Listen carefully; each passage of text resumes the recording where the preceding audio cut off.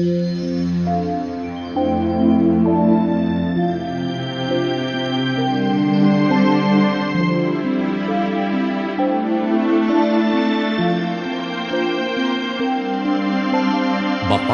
ang bumabasa at ang nangakikinig ng mga salita ng hula at tumutupad ng mga bagay na nangasusulat doon, sapagkat ang panahoy malapit na.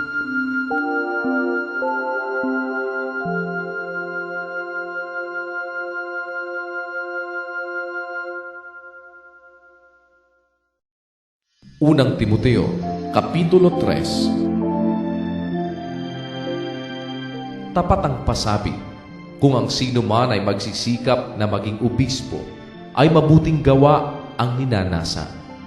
Dapat nga na ang obispo ay walang kapintasan, asawa ng isa lamang babae, mapagpigil, mahinahon ang pag-iisip, mahusay, mapagpatuloy, sapat na makapagturo, hindi magulo, hindi palaaway, kundi malumanay, hindi mapakipagtalo, hindi maibigin sa salapi, namamahalang mabuti ng kanyang sariling sangbahayan, na sinusupil ang kanyang mga anak na may buong kahusayan.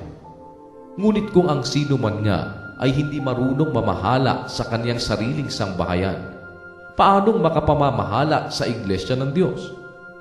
Hindi baguhan, baka siya kung magpalalo ay mahulog sa kaparusahan ng diablo. Bukod dito'y dapat din namang siya'y magkaroon ng mabuting patotoo ng nangasa labas, baka mahulog sa kapintasan at silo ng diablo.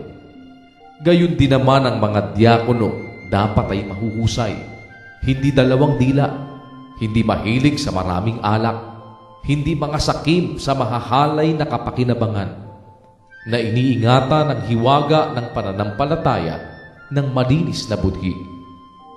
At ang mga ito rin naman ay subukin muna kung magagayoy mamahalang may pagkadiakono kung walang kapintasan. Gayon din naman ang mga babae dapat ay mahuhusay, hindi palabintangin, mapagpigil, tapat sa lahat ng mga bagay. Maging asawa ang mga diakono ng tig-isa lamang na babae, na pamahala ang mabuti ang kanilang mga anak at ang kanilang sariling mga sangbahayan. Sapagkat ang nangamamahalang mabuti sa pagkadiakono ay nangagtatamo sa kanilang sarili ng isang mabuting kalagayan at malaking katapangan sa pananampalataya na kay Kristo Jesus. Ang mga bagay na ito ay aking isinusulat sa iyo, na inaasahang makararating sa iyong madali. Ngunit kung ako'y magluwat ng mahabang panahon, ay upang maalaman mo kung paano ang dapat sa mga tao na ugaliin nila sa bahay ng Diyos, na siyang iglesia ng Diyos na buhay at haligi at saligan ng katotohanan.